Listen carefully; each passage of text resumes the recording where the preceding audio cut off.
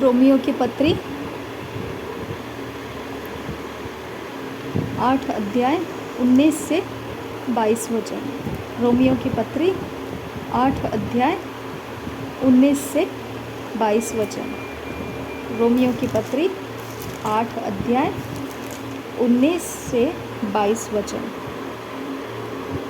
क्योंकि सृष्टि बड़ी आशा भरी दृष्टि से परमेश्वर के पुत्रों के प्रकट होने की बाट जोह रही है, क्योंकि सृष्टि अपनी इच्छा से नहीं पर अधीन करने वाले की ओर से व्यर्थता के अधीन इस आशा से की गई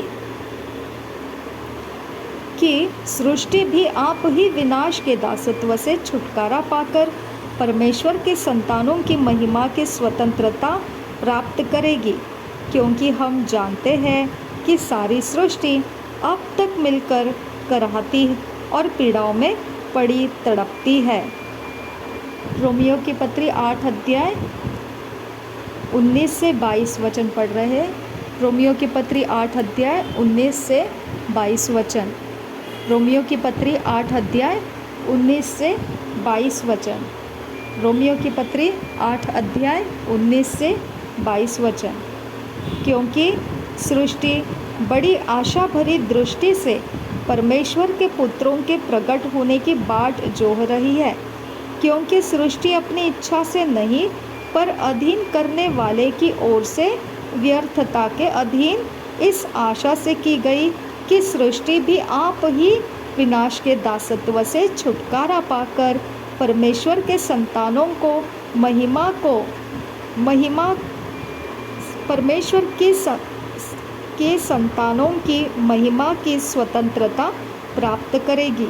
क्योंकि हम जानते हैं कि सारी सृष्टि अब तक मिलकर कराहती और पीड़ाओं में पड़ी तड़पती है, और केवल वही नहीं पर हम भी जिनके पास आत्मा का पहला फल है, आप ही अपने में कराहते हैं और ले पालक होने की अर्थात अपने देह के छुटकारे की बाट जोहते हैं। मैंने 23 वचन भी पढ़ा,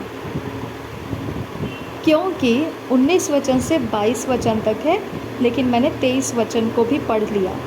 क्योंकि सृष्टि बड़ी आशा भरी दृष्टि से परमेश्वर के पुत्रों के प्रकट होने की बाट जोह रही है, क्योंकि सृष्टि अपनी इच्छा से नहीं पर अधीन करने वाले की ओर से व्यर्थता के अधीन इस आशा से की गई कि सृष्टि भी आप ही विनाश के दासत्व से छुटकारा पाकर परमेश्वर के संतानों की महिमा की स्वतंत्रता प्राप्त करेगी।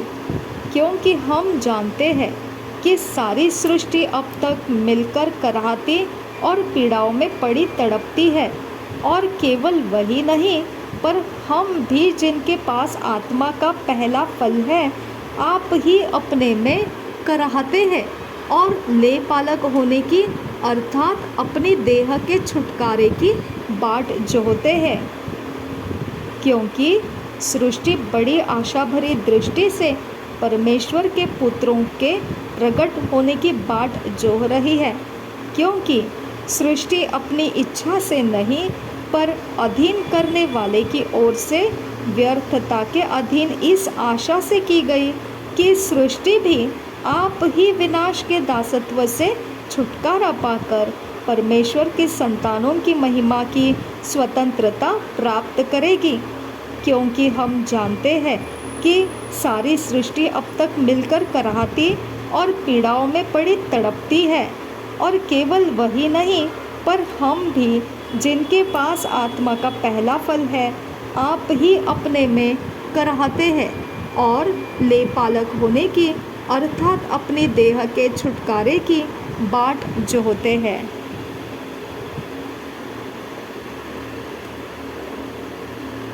भजन संहिता 19 अध्याय 1 वचन पढ़ेंगे। भजन संहिता 19 अध्याय 1 वचन। भजन संहिता 19 अध्याय 1 वचन। भजन संहिता 19 अध्याय एक वचन। आकाश परमेश्वर की महिमा का वर्णन कर रहा है और आकाश मंडल उसकी हस्तकला को प्रकट कर रहा है। आकाश परमेश्वर की महिमा का वर्णन कर रहा है और आकाश मंडल उसकी हस्तकला को प्रकट कर रहा है। भजन संहिता 98 का 8 वचन पढ़ेंगे। भजन संहिता 98 का 8 वचन। भजन संहिता 98 8 वचन।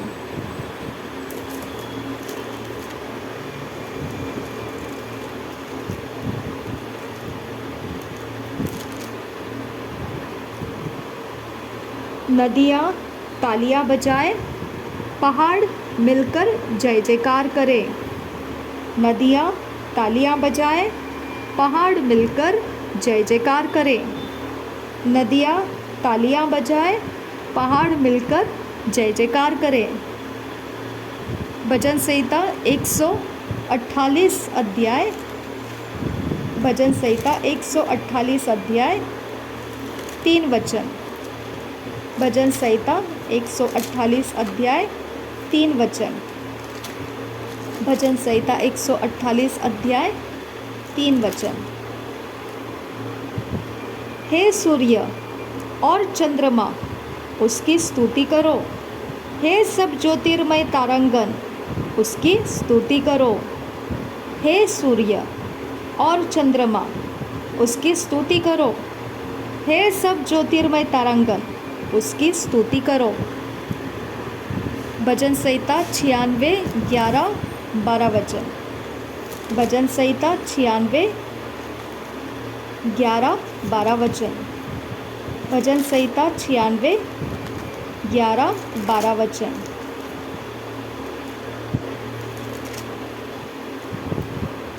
आकाश आनंद करे और पृथ्वी मगन हो। समुद्र और उसमें की सब वस्तुएं गरज उठे। मैदान और जो कुछ उसमें है वह प्रफुल्लित हो। उसी समय वन के सारे वृक्ष जय जयकार करेंगे। आकाश आनंद करे और पृथ्वी मगन हो। समुद्र और उसमें की सब वस्तुएं गरज उठे। मैदान और जो कुछ उसमें है वह प्रफुल्लित हो। उसी समय वन के सारे वृक्ष जय जयकार करेंगे। आकाश आनंद करे और पृथ्वी मगन हो। समुद्र और उसमें की सब वस्तुएं गरज उठे। मैदान और जो कुछ उसमें है वह प्रफुल्लित हो। उसी समय वन के सारे वृक्ष जय जयकार करेंगे।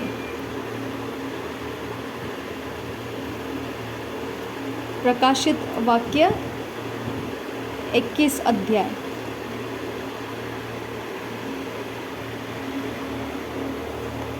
प्रकाशित वाक्य 21 अध्याय। प्रकाशित वाक्य 21 अध्याय।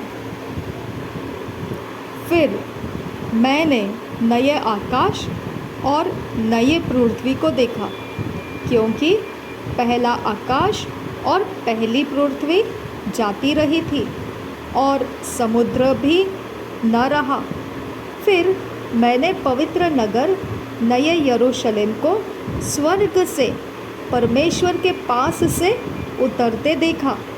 वह उस दुल्हन के समान थी जो अपने पति के लिए श्रृंगार किए हो। फिर मैंने सिंहासन में से किसी को ऊंचे शब्द से यह कहते हुए सुना, देख, परमेश्वर का डेरा मनुष्यों के बीच में है। वह उनके साथ डेरा करेगा और वे उसके लोग होंगे और परमेश्वर आप उनके साथ रहेगा और उनका परमेश्वर होगा। वह उनकी आँखों से सब आंसू पोंछ डालेगा और इसके बाद मृत्यु न रहेगी और न शोक, न विलाप, न पीड़ा रहेगी। पहली बातें जाती रही। जो सिंहासन पर बैठा था उसने कहा, देख, मैं सब कुछ नया कर देता हूँ। फिर उसने कहा, लिख लें, क्योंकि ये वचन विश्वास के योग्य और सत्य है। फिर उसने मुझसे कहा, ये बातें पूरी हो गई है। मैं अल्फ़ा और ओमेगा, आदि और अंत हूँ। मैं प्यासे को जीवन के जल के सोते में से सेंतमेंत पिलाऊंगा। जो जय पाए वही इन वस्तुओं का वारिस होगा, और मैं उसका परमेश्वर होऊंगा और वह मेरा पुत्र होगा। परंतु डरपोकों और अविश्वासियों और घिनौनों और हत्यारों और व्यभिचारियों और टोनहों और मूर्ति पूजकों और सब झूठों का भाग उस झील में मिलेगा जो आग और गंधक में जलती रहती है। यह दूसरी मृत्यु है। फिर जिन 7 स्वर्गदूतों के पास 7 अंतिम विपत्तियों से भरे हुए 7 कटोरे थे, उनमें से एक मेरे पास आया और मेरे साथ बातें करके कहा, इधर आ, मैं तुझे दुल्हन अर्थात मेमने की पत्नी दिखाऊंगा। तब वह मुझे आत्मा में एक बड़े और ऊंचे पहाड़ पर ले गया और पवित्र नगर यरूशलेम को स्वर्ग से परमेश्वर के पास से उतरते दिखाया। परमेश्वर की महिमा उनमें थी और उसकी ज्योति बहुत ही बहुमूल्य पत्थर अर्थात बिल्लोर के समान यशब की तरह स्वच्छ थी। उसकी शहरपनाह बड़ी ऊंची थी और उसके 12 फाटक और फाटकों पर 12 स्वर्गदूत थे, और उन फाटकों पर इस्राएलियों के 12 गोत्रों के नाम लिखे थे। पूर्व की ओर 3 फाटकें, उत्तर की ओर 3 फाटक, दक्षिण की ओर 3 फाटक और पश्चिम की ओर 3 फाटक थे। नगर की शहरपनाह की 12 नींव थी और उन पर मेमने के 12 प्रेरितों के 12 नाम लिखे थे। जो मेरे साथ बातें कर रहा था उसके पास नगर और उसके फाटकों और उसकी शहरपनाह को नापने के लिए एक सोने का गज था।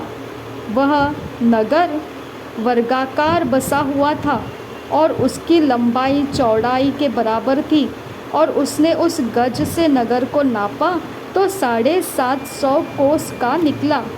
उसकी लंबाई और चौड़ाई और ऊंचाई बराबर थी। उसने उसकी शहरपनाह को मनुष्य के अर्थात स्वर्गदूत के नाप से नापा तो 144 हाथ निकली। उसकी शहरपनाह यशब की बनी थी और नगर ऐसे शुद्ध सोने का था जो स्वच्छ कांच के समान हो। उस नगर की नींव हर प्रकार के बहुमूल्य पत्थरों से सवारी हुई थी। पहली नींव यशब की, दूसरी नीलमणि की, तीसरी लालड़ी की, चौथी मरकत की, पांचवी गोमेदक की, छठवीं माणिक्य की, सातवीं पीतमणि की, आठवीं पेरोज की, नौवीं पुखराज की, 10वीं लहसनिये की, 11वीं धूम्रकांत की और 12वीं याकूत की थी। 12 फाटक 12 मोतियों के थे। एक एक फाटक एक एक मोती का बना था। नगर की सड़क स्वच्छ कांच के समान शुद्ध सोने की थी। मैंने उसमें कोई मंदिर न देखा, क्योंकि सर्वशक्तिमान प्रभु परमेश्वर और मेमना उसका मंदिर है। उस नगर में सूर्य और चांद के उजियाले की आवश्यकता नहीं, क्योंकि परमेश्वर के तेज से उसमें उजियाला हो रहा है और मेमना उसका दीपक है। जाति जाति के लोग उसकी ज्योति में चले फिरेंगे और पृथ्वी के राजा अपने अपने तेज का सामान उसमें लाएंगे। उसके फाटक दिन को कभी बंद न होंगे और रात वहाँ न होगी। लोग जाति जाति के तेज और वैभव का सामान उसमें लाएंगे, परंतु उसमें कोई अपवित्र वस्तु या घृणित काम करने वाला या झूठ का गढ़ने वाला किसी रीति से प्रवेश न करेगा, पर केवल वे लोग जिनके नाम मेमने के जीवन की पुस्तक में लिखे हैं। प्रभु यीशु मसीह हम सबके साथ बना रहे। इन वचनों को हमारे हृदय में मनन करते रहना है। ये हमारा भविष्य है, ये हमारे सामर्थ्य है, हमारी शक्ति है। ओके, ये वचनों को आप अपना ऑर्नामेंट की तरह अपने लाइफ के अंदर भर के रखना है। नासरी यीशु मसीह के नाम में ये वचन कभी हमसे डिपार्ट ना हो और हम पृथ्वी के ऊपर बड़े धैर्य के साथ परमेश्वर के दूसरे आगमन के लिए तैयार होते रहे। आमीन। प्रभु यीशु मसीह हम सबके साथ बना रहे। आमीन, आमीन, आमीन।